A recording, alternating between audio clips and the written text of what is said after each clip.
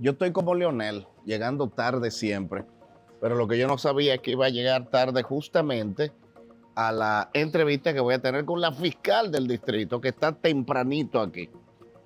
Pero así las cosas, eh, seguro que vamos a hacer un gran programa. Tengo muchas inquietudes por saber sobre una fiscal que no es controversial, no es polémica, pero es firme en su posición. Y en su posición. Yo quiero hablar mucho del caso Yetset. Yo quiero hablar de lo que últimas veces ha estado en controversia sobre el asunto de la extorsión en los medios. Me ha gustado que la fiscal haya tomado el toro por los cuernos ahí. Pero aquí estamos. Déjame pedirle excusas a la fiscal por llegar tarde, que estuvo bien tempranito aquí. Yo le he llegado tarde a otros invitados, pero no sabía que a la fiscal le iba a llegar tarde. No te preocupes, porque te puse muy lejos también. Después, tú sabes que después que yo dije, Dios mío, porque uno dice, hay cosas que uno no la piensa en el momento de que uno elige los lugares. Yo dije, ay, qué lejos lo puse.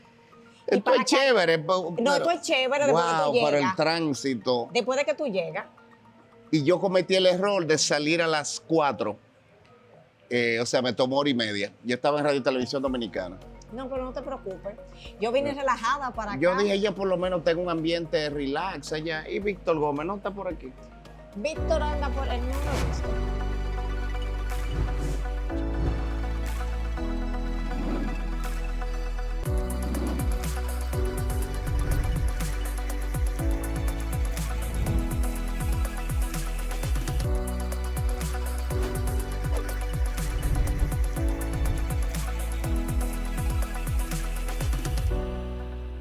¿Y cómo se lleva la fiscal del distrito, por ejemplo, con la procuradora? Muy bien, gracias a Dios, sí. Porque y mira que me habían dicho que no, como que no. Yo trabajé con la magistrada ayer. Sí. Sí, porque yo ¿Cuánto chismoso, eh? Lo que pasa es que no somos de la misma generación. La magistrada, aunque tiene más tiempo que yo, aunque yo entré por otra vía, pero... Yo me recuerdo, yo elogié mucho a Jenny Berenice cuando ella estaba en Santiago. El gran premio a la calidad en la Fiscalía de Santiago, máximo galardón que se otorga a las instituciones del sector público que obtienen resultados de excelencia. En el 2008, por ahí, 2009. Porque sí, porque ella fue titular de allá. Sí, y me llamaba la atención la posición que ella asumía bien jovencita.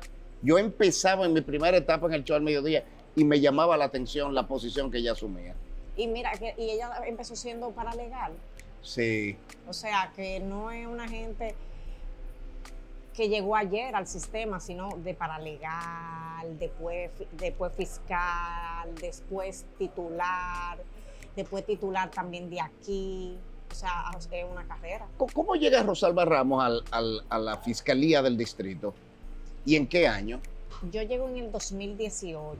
Se procedió al remozamiento de las mismas, lo cual impactó de manera muy positiva en las diferentes comunidades. Ahora las personas pueden acercarse a las fiscalías. Entonces yo llego por un concurso, pero ya yo era fiscal hacía mucho tiempo.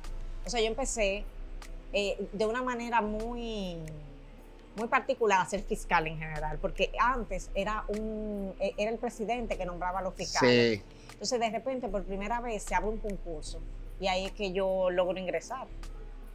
Un concurso que a la gente me decía, eso no es verdad, porque estamos acostumbrados en el país como a no ver esos procesos institucionales y así, con ese tipo de transparencia. Tal vez por eso de pronto dicen, bueno, ella tenía alguna cercanía con Danilo, aunque fue por concurso. Cuando venga un nuevo gobierno quizás tenga algún conflicto, y no ha sido así. Y mucha gente me dice, de alguna manera, la fiscal se ha manejado de manera tan transparente que aún en los sectores que se oponen a ella no han podido sacarle nada que pueda hacer como, ¿no? Yo tengo 12 años ya en el Ministerio Público y lo que vengo es a regresar a mi casa. No, mire, la verdad es que yo llego a ser fiscal de una manera tan democrática que yo misma ni siquiera lo creía, porque yo tenía apenas 23 años, o sea, era muy jovencita. Y cuando yo entro a ser fiscal, un fiscal como que tú te lo imaginas como alguien crudo, como una persona ya con mucha experiencia. Pero en ese momento se solicitó que fueran entre 23 a 26 años. Fuimos una generación bastante joven de fiscal y entramos 100 específicamente. Wow. Entonces, en ese momento yo recuerdo que yo concursé, cogí un examen académico, me hicieron una evaluación psicológica, me hicieron unas entrevistas y cuando yo salí yo dije, ay, wow, como que... Bingo. Tengo información de que eres la primera mujer en ser confirmada en la Fiscalía del Distrito mediante evaluación de desempeño. Sí. En el 2018, justamente, ¿no? En el 2018 yo inicio mi primer periodo. Ok. Entonces, por primera vez, porque recuerda que la posición de fiscal del distrito era una posición política totalmente. Correcto. Era una posición muy deseada, pero política al fin. Lo ponían los presidentes de turno. Claro. Gente de su confianza. Claro. Entonces, el fiscal del distrito siempre ha sido una figura vista como política, con cierto poder político también, como vía de consecuencia. Bueno, vamos a empezar esta entrevista. No hemos empezado todavía. Creo que tú me estás haciendo trampa. ¿Cómo se siente cómoda la fiscal que yo le diga Le voy a decir usted, Rosalba, No, Rosalba. magistrada? Rosalba. ¿Cómo te dicen a ti en la magistrada? O cuando estamos allá en El equipo. me dicen magistrada, pero que esto es una entrevista. No, pero yo prefiero decirle magistrada. ¿Qué dice usted, magistrada, verdad? Ella es abogada, Laura. Y magistrada, casarse con una abogada no es fácil. Pero además de abogada con una fiscal, yo compadezco al marido. Ah, no, pero dime, porque no me venga con esa campaña, porque No me está ayudando. no me está ayudando. Una abogada y además fiscal. No. El esposo de la magistrada es un ex procurador, ¿verdad? Sí. Joan Alcántara. Joan Alcántara, sí. Él fue adjunto del procurador. Y hubo una ceremonia en la iglesia Convento Regina Angelorum. Sí, nosotros nos casamos por la iglesia. ¿Le crees a Dios? Bueno, mira, para mí Dios lo es todo. Yo lo que te puedo decir es que todo lo que yo soy, se lo debo a Él. Y mis 2 hijos son 2 oraciones contestadas. Amén. Fueron muchos años de pedir ser mamá, porque me costó, no lo logré como algunas tienen la dicha de que salen embarazadas inmediatamente. Yo duré muchos años para ser mamá y con un diagnóstico de que no podía. Wow. Mis médicos decían que no, que yo solamente podía tener hijos si era con fecundación in vitro. Y bueno, llegó un momento en que yo dije, está bien, si esa es la voluntad de Dios, y compré todos los medicamentos. Y mentalmente te preparaste para esto. O sea, esto es lo que hay. Eres de ese tipo de ser humano, de mujer, que dice, bueno, intento por aquí, pero por aquí no puedo. Bueno, pues esta es la opción, la creo íntegra, me voy por ahí. Sí, totalmente. ¿O te trancas? No, yo soy una mujer de buscar soluciones. Ok. Si no te trancas, no te enchivas. Puede pasar que en un momento Todo determinado... depende también de que sea. Y puede pasar que en un momento tengas cierta resistencia. Pero por lo regular, lo que siempre estoy es orientada a buscar la solución. Yo creo que todo depende de lo que sea. Porque hay cosas que tú dices, no, pero Dios me está diciendo que me detenga. No, claro. Déjame no forzar el mingo. Mira, en ese caso de ser mamá, a mí al principio, yo lo puse siempre mucho en oración. Pero cuando tuve la opción de decidir si quería que fuera in vitro, dije sí, lo voy a hacer. Lo único es que tuve la gracia de que antes de iniciar el procedimiento, estaba embarazada de mi primera hija. Sí, natural. Sí, natural, totalmente. ¿Y el parto fue cesárea o natural? No, fue cesárea porque tuve complicaciones en el parto. Fue un parto que tuve incluso preeclampsia severa y la niña... Pero eso es una oración contestada, el que no, después que estaba ya mentalmente y dice, mira, no voy a seguir peleando con esto, bien, acepto el de hacerlo in vitro. Entonces de pronto cae embarazada de manera natural. Totalmente. Pero eso es de Dios. Pero totalmente. Pero te casaste después de 5 años de relación y de haber procreado 2 hijos. Sí. Ya nosotros teníamos una relación madura. Yo era divorciada, mi esposo también. Tuvimos nuestros hijos porque eso era lo que habíamos decidido y queríamos, pero ya luego queríamos la bendición de Dios. Yo me casé después de 3 años de una relación. En el caso mío, como de nosotros, yo queríamos volver a comulgar, como somos católicos, para nosotros era muy importante. Esa parte es importante. Nacida en la Coromina, en la clínica Coromina de Santiago. Nací en Santiago. Pero declarada en La Vega. Sí. Mira qué chulo. Yo nací en Bonao, pero me declararon en Samaná. La gente a veces me pregunta, ¿de dónde tú eres? Yo soy santiaguera. Sí. Soy santiaguera, sin embargo, no puedo, en mi acta de nacimiento dice vegana, pero también soy vegana porque ahí vive mi abuelito de 97 Vegana años. por La Vega, no porque no comes carne. Exacto. No. Me gusta mucho la carne. ¿Te gusta la carne? No puedo. Bueno, pero vamos a hablar ahora con la magistrada también. Ahorita volvemos al ser humano, a Rosalba. Has estado en el medio de controversias últimamente, ¿no?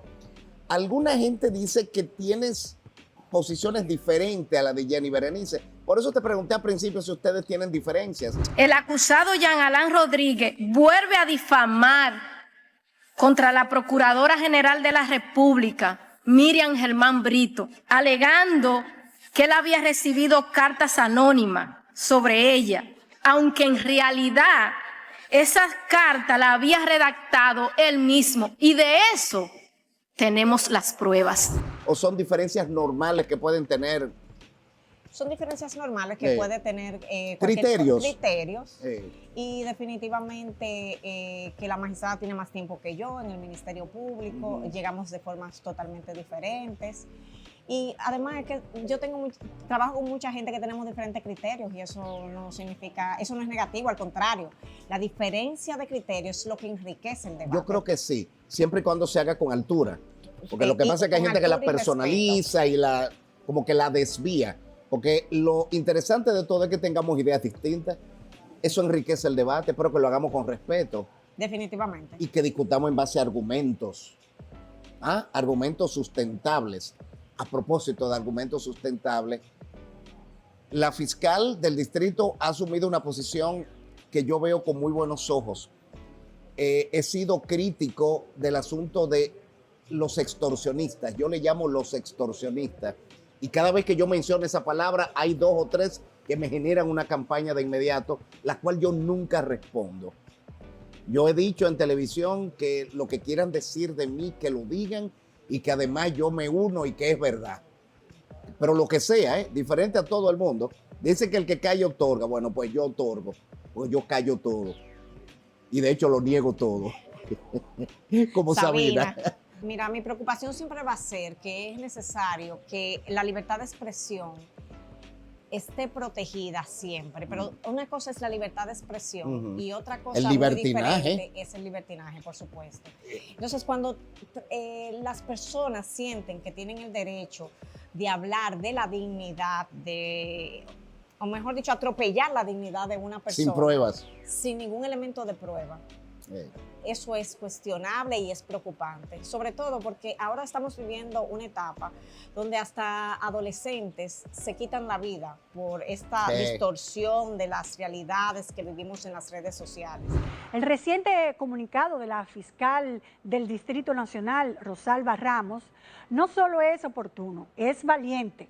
Denuncia una realidad que, como saben ustedes, nos afecta durante años, pero que pocos en posiciones oficiales se habían atrevido a enfrentar. La conversión de ciertas plataformas y figuras, youtubers y etcétera, en auténticas maquinarias de chantaje disfrazadas de periodismo. Entonces, cuando nosotros los funcionarios públicos o cualquier persona, tenemos hijos, tenemos nuestra madre, nuestro padre, que muchas veces no entienden cómo este mundo funciona. Y cuando ven un comentario sobre ti, piensan que podría ser verdad. Entonces, ¿cómo tú enfrentas esa realidad con un adolescente? Sí. Porque hay veces que los niños chiquitos, nosotros tenemos ahora mismo, gracias a Dios, mis hijos no tienen redes sociales. Pero eso va a cambiar eventualmente. Y hemos visto muchas personas que están siendo afectadas por este tipo de campañas difamatorias y al final los más afectados son sus hijos y sus familias. Entonces, definitivamente que he sido y seguiré siendo radical con este tema. Sin embargo, hay un sector que te ha cuestionado, como a mí lo han hecho cuando yo he expresado, de que quieres limitar, de que como funcionaria que tiene que ver con la fiscalización de la parte de la justicia, estás coartando la libertad de expresión. Ahí es donde se agarran mucha gente. Mira, todas las libertades tienen un límite.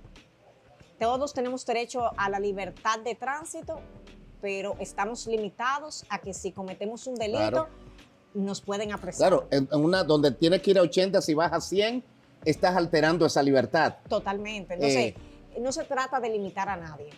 Se trata de que respetemos a los demás seres humanos y que no pongamos en la dignidad de una persona. Nosotros no podemos atropellarla, no tenemos ese derecho.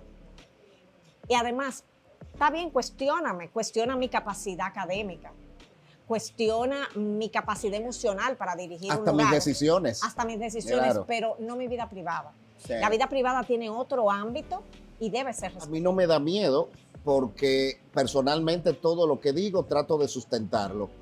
Como no le hago campaña a nadie, ni a favor ni en contra, como que no temo a eso. Como no me meto en la vida privada de nadie tampoco. Como no le pongo epítetos a nadie que yo no tenga sustentación, entonces no temo. Creo que tú tienes que temer cuando eres ligera Claro. en la oposición. De decir, fulano es un narcotraficante, fulano es un ladrón, fulano es un drogadicto, fulano es un homosexual. O sea, si tú no tienes la sustentación, simplemente es una sospecha, ¿por qué decirlo? No, que incluso yo siempre creo que debemos perseguir y hablar de los hechos, no de la persona. Me ha tocado ver de cerca a muchos imputados y ver también el sufrimiento de sus familias, y ellos también merecen respeto. Claro, hay casos muy fuertes que hemos tenido este año, en el comienzo de año, como el caso Jet Set. 12:44. Les advertimos, lo que escucharán es impactante.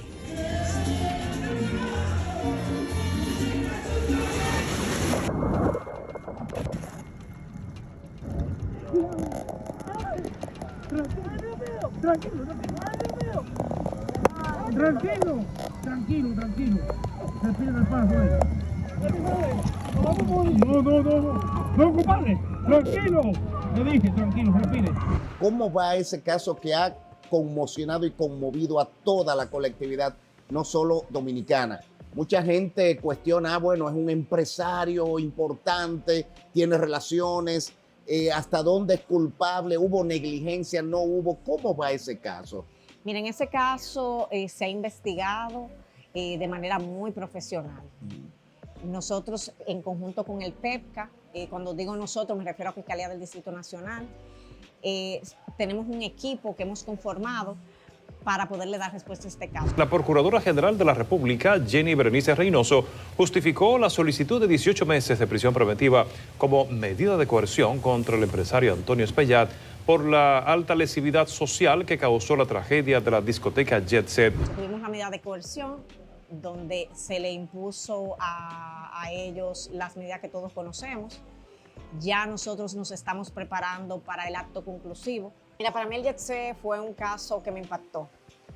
Cuando yo llegué a la escena, que me dijeron, cuando yo llegué habían solamente realizado 12 levantamientos de cadáveres. Yo dije, wow, cuántos muertos. Pues para hacer algunos peritajes, quiero recordarles que la voz autorizada seguirá siendo el COE hasta que se decida algo diferente. Si continuamos, vamos a seguir brindando la información todo el tiempo. Lo que queremos es que ustedes también nos apoyen en esta nueva etapa. Lo que yo nunca me imaginé es que ese número iba a cambiar de manera tan drástica. Claro. Me impactó a mí de manera personal y a mi equipo hacer el levantamiento de más de 200 personas. Yo creo que ningún ser humano está preparado para vivir lo que nosotros como equipo de la Fiscalía del Distrito Nacional nos tocó. Estar ahí, ver esos cuerpos en descomposición.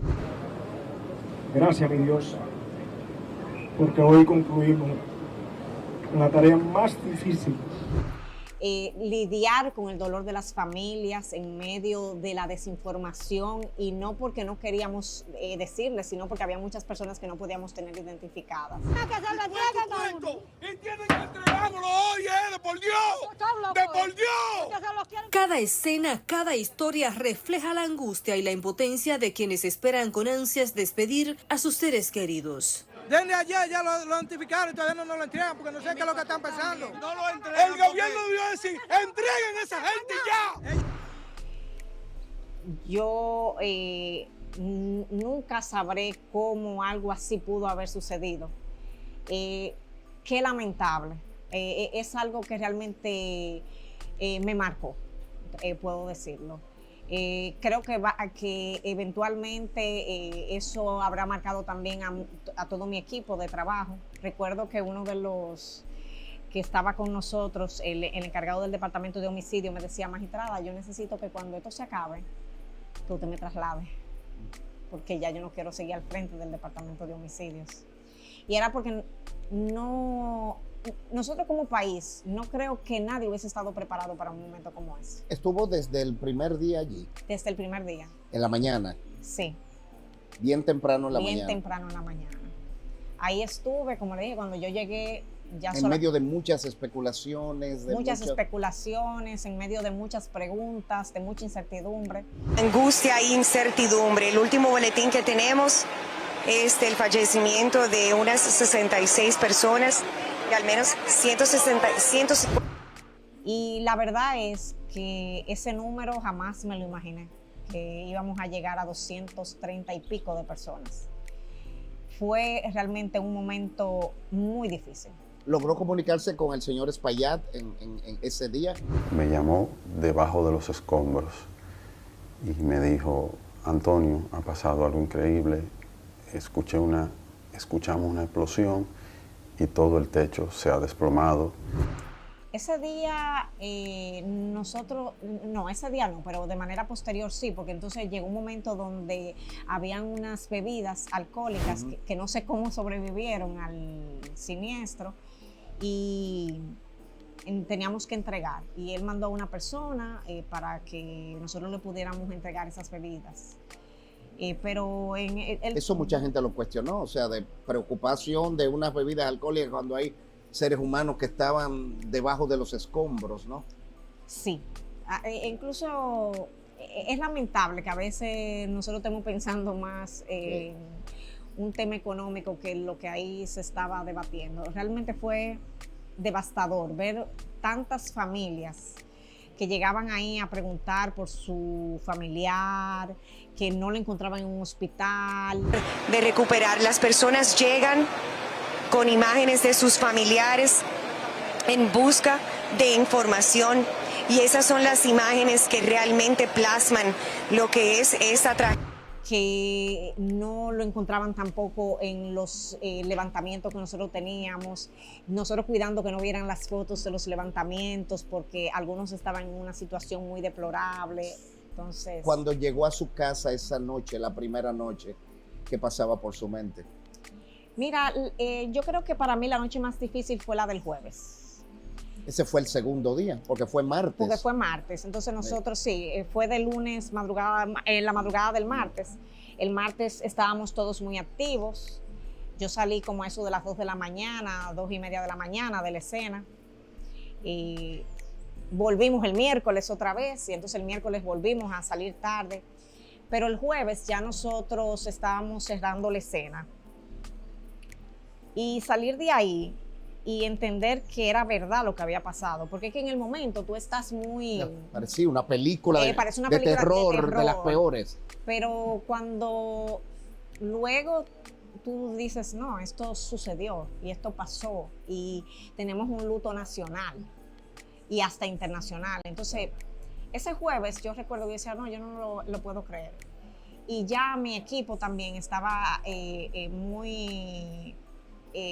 conmocionado con lo que había sucedido. Entonces, pero ya luego de eso venían el tema de las autopsias, que en eso tenía que ver ya era el INASIF.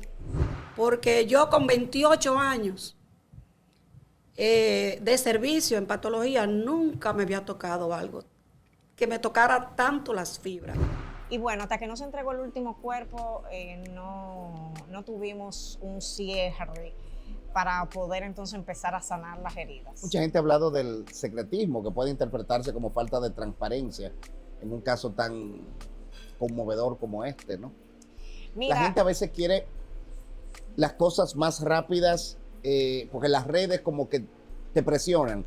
Y ustedes, las autoridades, actúan muy bien cuando no se dejan presionar, porque si no instrumentan bien un caso, entonces están con el desenlace puede ser de no encontrar los elementos y pueden dejar de lado la verdad. Mira, a mí me hubiese encantado que ese jueves salir de ahí con una respuesta para los dominicanos. Porque no se trataba de una persona ajena a nosotros, se trataba de nuestro Distrito Nacional. La sociedad merece que el Ministerio Público siempre persiga estos procesos de acuerdo a lo que la normativa nos permite. Y en lo particular, yo bailé mucho en el Jet Set. Yo creo que pocos son los que no tuvieron esa oportunidad. Y todos teníamos de alguna manera a alguien que conocíamos ahí. Totalmente. Entonces, ver familia... Si no alguien íntimo, por lo menos alguien que conocíamos ahí, Rosalba, y eso daba más duro todavía. Para mí fue muy duro ver, por ejemplo, en la familia Castaños, que estaba mamá, papá e hija. Cuando ella empezó a quedar de los dos, contándonos sobre su hija, cómo era ella, a qué se dedicaba, y obviamente cómo conoció a su esposo, cuánto tiempo tenían juntos desde que nació ellos. Eso fue para mí devastador. También ver a un papá que levantó a sus 3 hijos.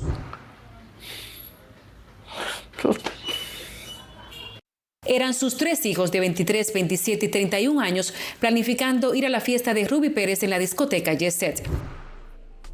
¿Cómo tus 3 hijos se te mueren un mismo día, en una misma tragedia? ¿Cómo se supera eso?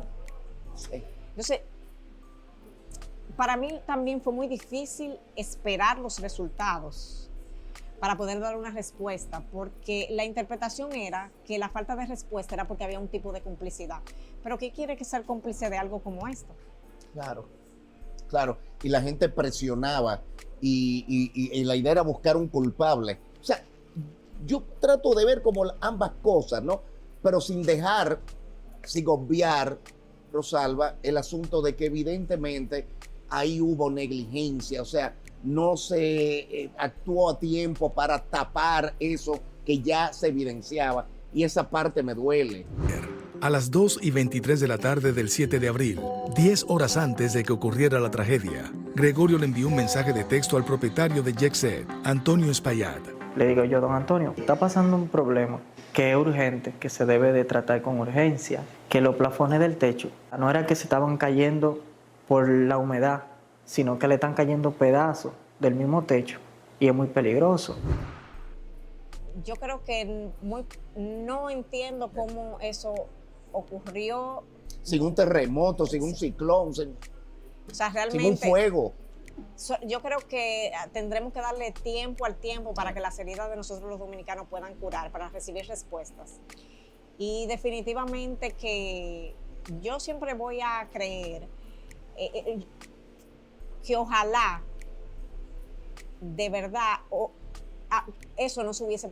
yo entiendo que eso se pudo haber evitado. Lo lamentable es que ya el tiempo de eso pasó y que nos cobró tan caro, nos cobró con tantos niños huérfanos. Con los niños se habla con honestidad. No le vamos a decir que papi se fue para el cielo, que papá Dios se lo llevó. Tú decirle es un niño pequeño, tú le estás diciendo que Dios es malo. ¿Por qué? Porque me quitó a mi papá, me quitó a mi mamá y todo en un solo día. O sea, tú tienes que tener mucho cuidado con las palabras que tú vas a elegir.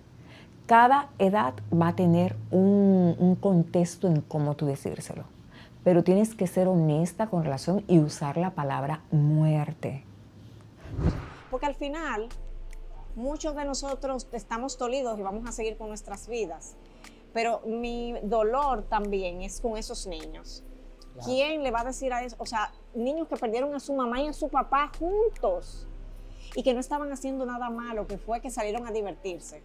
O sea, de repente, ¿cómo tú le dices a un niño que su papá salió y que no va a volver jamás? Algunos perdieron papá, mamá y hasta una hermana o hermano que estaba ahí. O sea, es muy conmovedor. Bueno, lo único que nosotros reclamamos es una justicia justa. Yo no estoy ni a favor ni en contra de nadie. Simplemente que la verdad salga y que la justicia sea justa en este caso.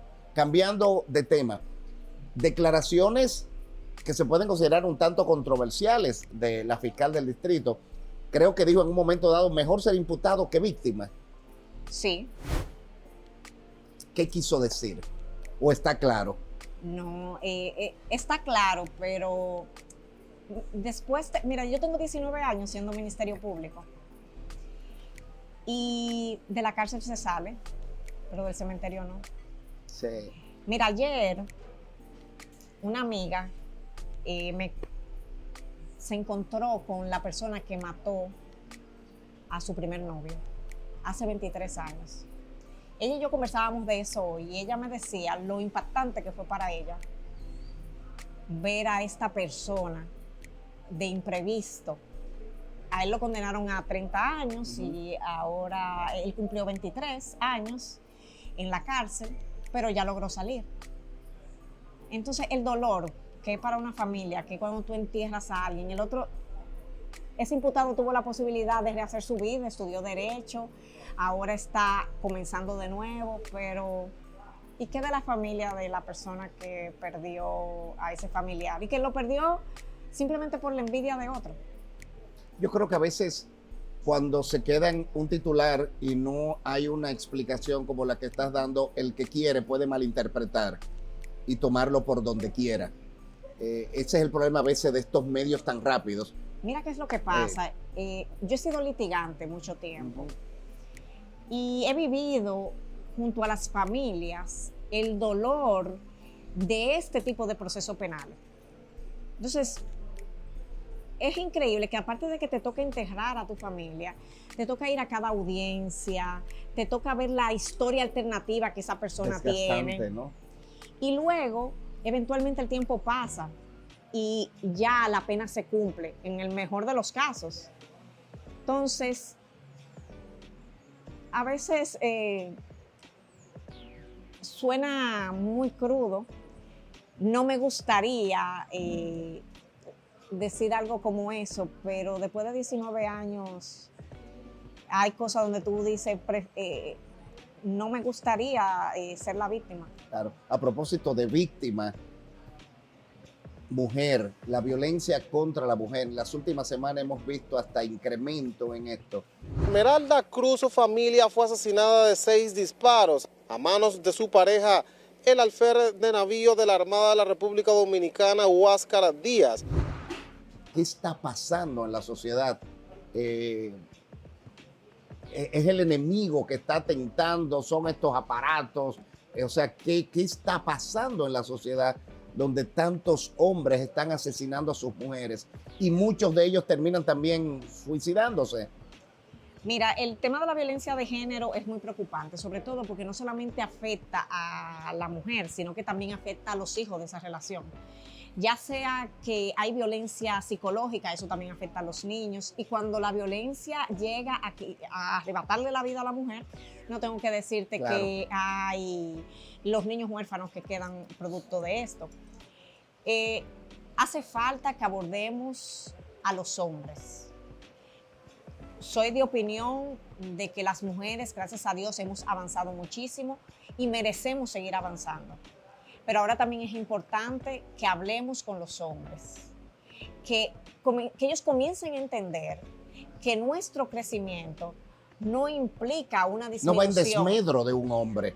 No va en desmedro. El problema también es los complejos que asumen muchos hombres cuando ven una mujer empoderada, logrando una serie de conquistas, de éxitos, ¿no? Sí, pero es que al final, Iván, es importante que nosotros entendamos que nuestro valor como ser humano no depende de otro. Claro. Y que, de ti mismo.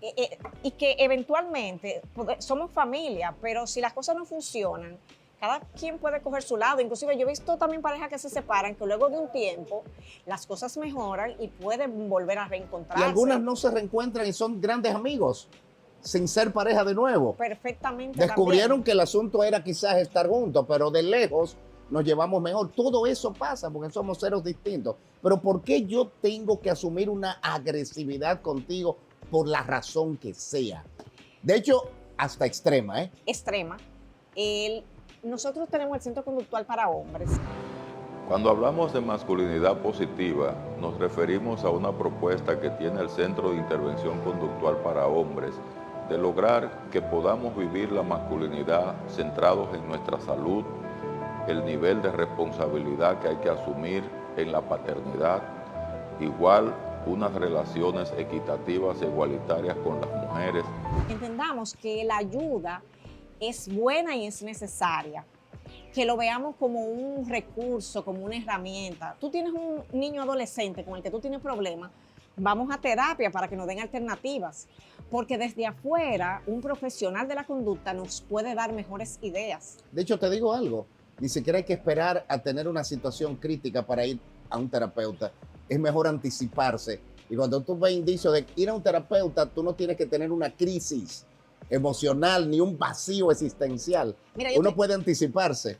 Mira, yo siempre le he dicho a mi equipo de trabajo que yo creo en que igual que nosotros vamos a un ginecólogo, a un urólogo, que igual, sobre todo por el tipo de trabajo que tenemos, cada 6 meses La o al salud año, mental. ir donde un psicólogo, donde un sacerdote, donde usted guste, pero para hablar de esas cosas que te inquietan. Los psicólogos somos personas que hemos estudiado y nos hemos preparado para poder acompañarte en diversas áreas de tu vida cotidiana y que puedas ir resolviendo esos conflictos. Porque la salud emocional es la única garantía que tienes para poder disfrutar otros aspectos de tu Pero vida. a tiempo es mejor.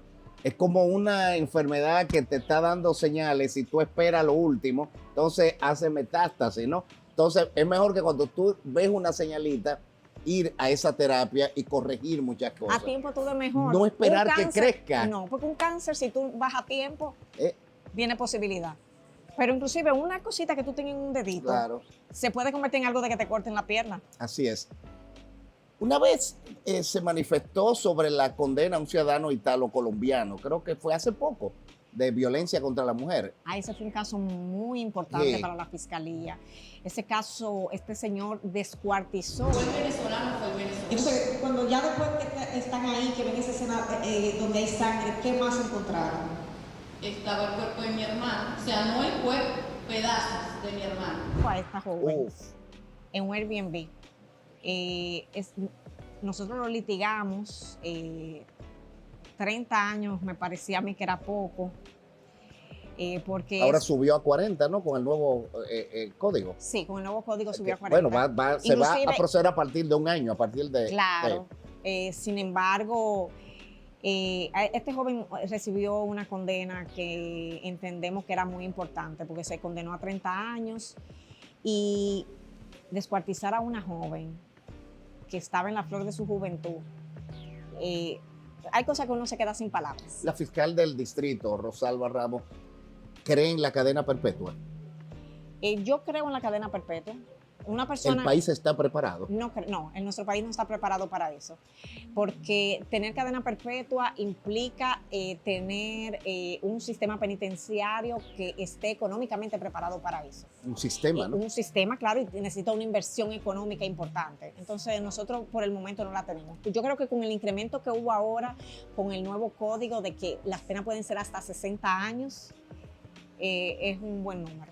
Gracias, buenas tardes. Una de las modificaciones más relevantes del nuevo Código Penal es el aumento de la pena máxima de prisión mayor de 30 a 40 años destinada a crímenes de extrema gravedad. Entonces, mucho menos en la pena de muerte, imagino. No, la pena de muerte no creo, precisamente porque soy católica. Yo creo que Dios te da la vida y que Dios es el único que te la puede quitar. Y además, también yo entiendo que si tú cometiste algo tan atroz, la muerte al final viene siendo un alivio, no viene a ser una condena. Entonces, sobre las 3 causales, ¿cuál es la posición personal de Rosalba Ramos? Mira, ese es un tema que me cuesta tomar una posición radical. Primero, creo en la vida, soy pro vida. Yo soy pro vida. Sin embargo, también yo he vivido el dolor de esas víctimas de incesto. Yo he tenido en las manos bebés que son producto de la violación de un padre a su hija. No te puedo decir el impacto que tiene eso en las mujeres. La menor de 15 años supuestamente era abusada por su padre desde los 12, cuando ésta visitaba la residencia de su progenitor. La adolescente narra que el hombre la violó varias veces y la amenazaba para que no le contara a nadie lo que ocurría. Entonces, al final es una decisión muy personal. Y yo creo en un Dios que lo perdona todo. Entonces, yo creo que cada quien tiene derecho a tener una opinión sobre el tema. Hay días que me inclino por una, en otros casos me inclino por otra, pero no creo que haya una respuesta definitiva. A mí lo que me preocupa, Rosalba, es abrir un candado, abrir una llave que pueda ser permisible y que no solamente con un caso así, sino con otros casos lo puedan ver como ligero. Esa es la parte que me preocupa en un sistema judicial que no siempre hace lo correcto. Sí, en cuanto a las violaciones, es un tema muy profundo, es un tema que no debe tratarse a la ligera, pero que su máximo tratamiento es la parte del apoyo emocional, psicológico, psiquiátrico para esa mujer, porque un aborto no es la solución. Un aborto puede agravar la condición emocional y mental de esa mujer antes que solucionar ese problema. Mira, yo creo en que nosotros debemos seguir protegiendo la vida, porque al final lo que nosotros hemos escuchado tantas historias de niños supuestamente no deseados y que cuando vienen cambian la vida de esas mujeres y de esas personas. Y también creo en la adopción. Trabajé un tiempo con adopciones aquí en el país porque yo estaba en el Tribunal de Niños, Niñas y Adolescentes. Y qué encantador es tú ver cómo le cambia la vida a una persona que le llega un bebé que no lo pudo tener de una forma natural y que le llega de otros brazos prestados. ¿Se siente frustrada con algunas decisiones judiciales? Sí, definitivamente. Yo he aprendido más de esas decisiones que me han desfavorecido que de las que gané, porque cuando tú ganas, lo celebras y como que se va como un archivo muerto, pero cuando tú pierdes, haces una reevaluación y tú dices, ¿en qué fallé? ¿Qué faltó? ¿Qué pasó? Entonces, sí, hay cosas, tal vez por eso digo que es mejor ser imputado que víctima, porque he vivido el dolor de muchas familias que no reciben respuesta dentro del sistema, pero también he tenido la oportunidad de ver milagros dentro del sistema, que es esas veces que logramos ser justos, esas veces que logramos darle respuesta a una familia. ¿Está lacerada la confianza en el sistema de justicia de alguna manera? Mira, la justicia ha avanzado mucho. Y vamos a estar claros de algo, nunca va a ser perfecta porque nada que haga un ser humano siempre vamos a tener oportunidad de mejora. En el caso de nosotros ganamos más del 90% de los casos. Entonces, sí, hay cosas que siempre van a tener que mejorar, pero ahora nosotros contamos con una justicia mucho más independiente. Nosotros contamos con una justicia con profesionales que están comprometidos, que sienten pasión por su trabajo, que no solamente están ahí por un periodo político o porque están representando a un partido político. Estamos hablando de que somos fiscales de carrera, jueces de carrera y policías que también están identificados con la institución que representan. ¿Cómo siente Rosalba? Y esto es una pregunta un poquito delicada por la posición que tiene, ¿no? Estos procesos de corrupción del pasado gobierno. ¿Pero cuál corrupción? Es que hablar en términos genéricos siempre es peligroso. ¿Cuál es la corrupción? Y mucha gente dice que también debería iniciarse el proceso de corrupción de este gobierno. ¿Cómo ha sido el manejo según Rosalba Ramos?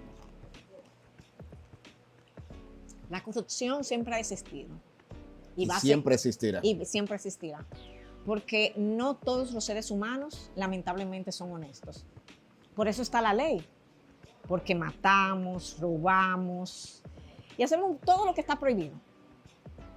Entonces, al final, lo que nosotros tenemos es que seguir apostando a la institucionalidad, a que nuestras instituciones sean fuertes, que sean potables, que sean transparentes y que sobre todo que sean leales al debido proceso. Que no importa si yo soy de un partido, si soy de otro, que no importa si tengo una religión o si tengo cualquier gusto que pueda ser cuestionado, pero que al final se me garantice el debido proceso y que se me imparta justicia. Eso es todo. El debido proceso, eso es fundamental. Una pregunta que a mí me inquieta. Rosalba Ramos ha tenido contacto con todos los presidentes vivos de alguna manera, sobre todo, por ejemplo, Leonel, Danilo, el mismo Luis Abinader. ¿Has estado con Luis Abinader? ¿Te has reunido con él? Todos los lunes nosotros tenemos una reunión Una reunión colectiva. Colectiva, claro. Con Danilo también tienes un vínculo, un contacto. En su momento. En su momento me tocó reunirme con él también. ¿Y con Leonel? Sí. ¿Hipólito también? ¿Lo conoces? Con Hipólito sí lo conozco. ¿Por qué sonríes? Lo que pasa es que Hipólito es como un presidente, un expresidente muy especial. Él es muy atípico. Muy atípico. Quisiera que se cayeran a galletas. ¡Llegó papá en el 2020! ¡Llegó papá! Estamos en un lugar. Sácame ese borracho de mierda de aquí. Entonces yo conocí, al primero que conocí recuerdo que fue a Hipólito Mejía, porque yo estaba muy jovencita y él fue a una actividad que se llamaba La Esquina Joven. Me recuerdo. Sí, del periódico Hoy. Del periódico Hoy. Claro. Y ahí fue la primera vez que vi a Hipólito. Y recuerdo que yo lo vi tan jovial y que mira, luego fue nuestro presidente. Sí. Para que veas cómo el mundo da vuelta. Y él llegó a ser presidente teniendo yo como 16 en el 2000, años. Sí. En el 2000. Yo estaba jovencita. No me saquen cuenta. No, 25 años después. Hay gente, y ya finalmente esta parte, tengo dos preguntas para terminar, porque esto de la red de extorsión a uno le llama mucho la atención porque tenemos que pararla. Obviamente saber pararla, yo soy comunicador y no me gustaría que me coartaran. Pero entonces, para que no me coarten, tengo que sustentar lo que digo, ¿no? Entonces, hay muchos sectores que ven como una censura o persecución en eso que usted dijo, de lo de la... ¿Ah? Mire, mi despacho, y no solamente mi despacho, yo siempre voy a estar abierta a poder escuchar a todos. Me han preguntado por qué las declaraciones de una persona no pueden ser la única prueba para que pueda ser condenada. Es importante destacar que hay una presunción de inocencia que reviste siempre al imputado. Esa presunción de inocencia es un derecho constitucional. Por lo tanto, nosotros los fiscales estamos llamados a tener otros elementos de prueba, además de que el imputado pudiera declarar que es culpable de un delito. Entiendo como que las libertades tienen un límite y ese límite tiene siempre que ser el respeto. Incluso nosotros cuando estamos llamados a procesar a una persona, tenemos que hacerlo con respeto a su dignidad y a la de su familia. No creo en la censura de ningún tipo, pero siempre voy a creer en el respeto a la dignidad. ¿Qué le falta a nuestro Ministerio Público, a nuestra justicia para realmente tener adultez? Dinero. Recursos. Mucho dinero. Porque nosotros tenemos muy buenos profesionales, tenemos recursos, pero las investigaciones se hacen con dinero. Y eso implica que también para poder retener el talento humano que se fomenta dentro de nuestra institución, ya cuando llega a un nivel de mucha experiencia, a veces se van porque no encuentran cómo pueden crecer. Esto ha sido interesante, pero vámonos a una parte ya al final, un poquito más personal, el amor. ¿Qué significa el amor para Rosalba Ramos? Para mí el amor es lo más importante. Es el motor que lo mueve todo. Por amor me levanto todos los días. Por amor también hago mi trabajo. Bueno, y por amor se han creado los hombres en la faz de la tierra, ¿no? Amén. Por amor se han creado los hombres en la faz de la tierra. Por amor, por amor, por amor. Y si yo pregunto cuál es la comida favorita de Rosalba. Ay, me encanta la pasta. La pasta. Ay, sí.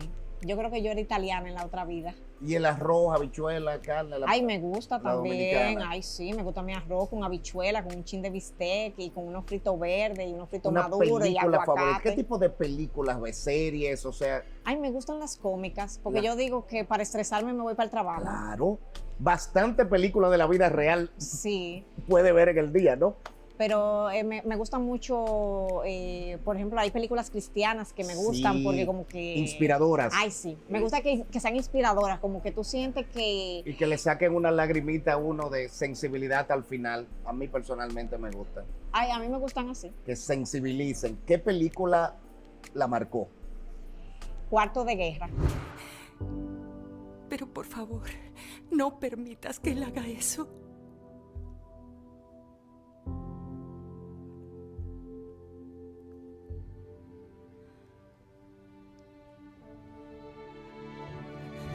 Cuarto de Guerra. Esa es una película donde una mujer que lucha por su matrimonio.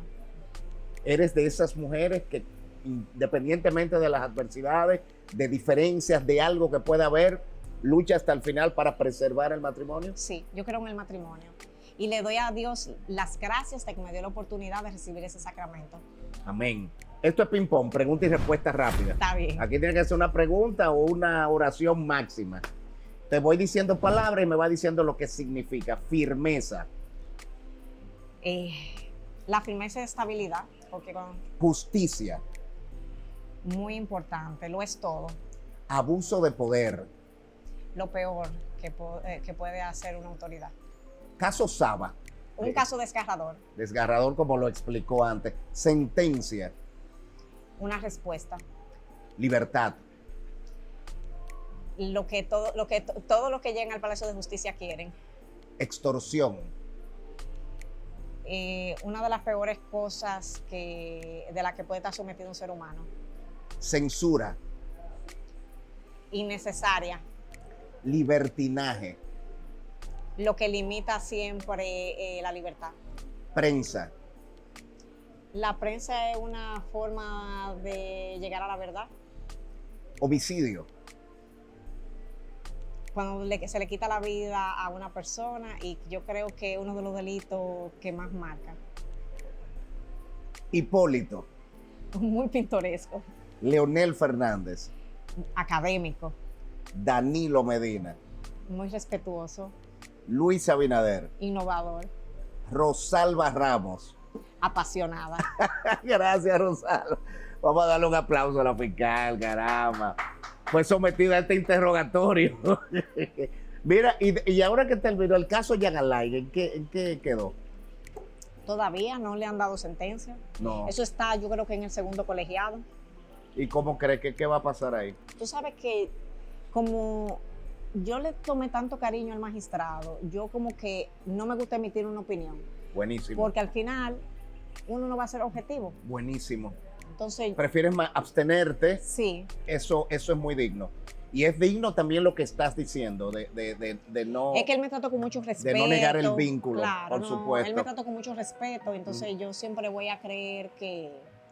gracias. Yo siempre voy a tratar con respeto eso. Gracias a Vista que nos manda. Pues gracias. ¿Quién fue Laura? ¿No fue?